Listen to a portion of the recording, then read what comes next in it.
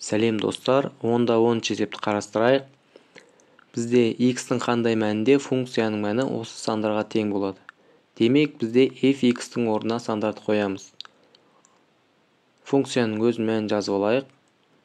Бізде бірінші есепте -3-ке тең болу керек. Біз -3-ті жай бөлшек ретінде жазып алайық. 1-ден -3 деп. Бізде пропорция қолданған тиімді. Ең бірінші 2x -3-ті 1-ге көйтіп алайық. 1-ге қандай санды көйтсең өзі шығады. Тең -3 жақшаның ішінде x плюс 2. 2x -3 тең -3-ті үлестіріп жазып аламыз. -3x -6. x-тарды сол жаққа, сандарды оң жаққа жинақтаймыз. -6 плюс 3 болып келеді. x-тар қосылады. 5x -3. -3-ті 5-ке бөлгенде -0,6-ға тең.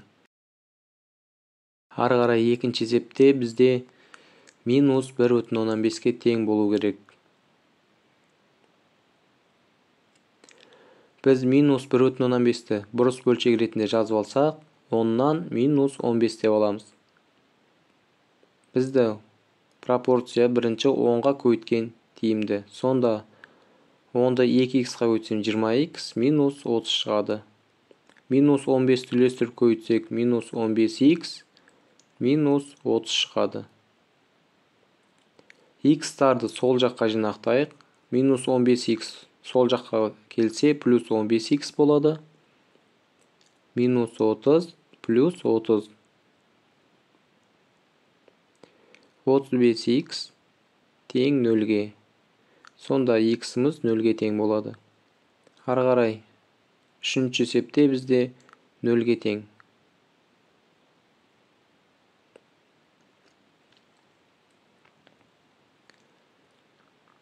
Бізде сонда алымын 1-ге көйтілеміз, бөлімі 0-ге тең болып кетеді.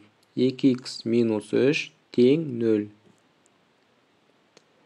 2x тең 3-ке, 3-ті 2-ге бөлеміз, 1,15-ке тең. Ары қарай төртіншісінде бізде функциямызды 5,15-ке теңестіріп аламыз. 5,15-ті балалар бұрыс бөлшек ретінде келтірсек, 10-нан 55 деп аламыз.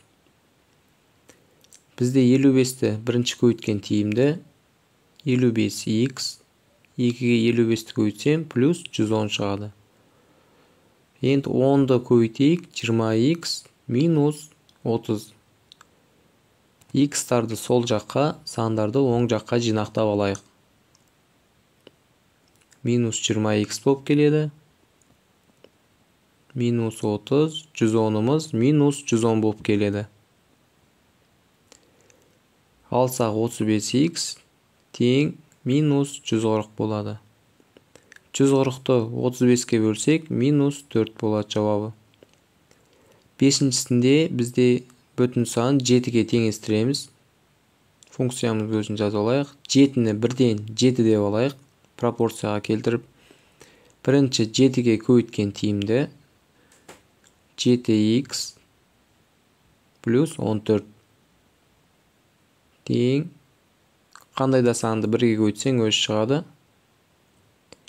x-тарды сол жаққа жинақтаймыз. -2x болып келеді. -3, -14 болып келеді. 7x-тан 2x алсам 5x тең -17. -17-ні 5-ке бөлгенде бізде -3,4-ке тең. Соңғы есебіміз қалды. 6-шы есеп 10-ға теңестіреміз. Сонда 10-ымызды жай бөлшек ретінде алсақ, 1-ден 10 деп жазып аламыз. 1-ден 10-да 10-ды бірінші көйткен тиімді. 10x плюс 20 тең 2x минус 3-тің өзі түседі. x-тарды сол жаққа жинасақ, 10x алынған 2x шығады. -3 -20 шығады. Алсақ 8x 2-ге қосылады. -23 болады. 23-ті 8-ге бөліп аралас сан ретінде аламыз. Сонда -2,8-ден 7 саны шығады. Достар, видео ұнаса лайк басып, комментарий жазуды ұмытпаңыздар. Каналға тіркеліп алыңыздар. Жаңа видеоларды жіберіп алмаңыздар. Қай тақырыпта жатқандарыңызды комментарийға жазып кетсеңіздер.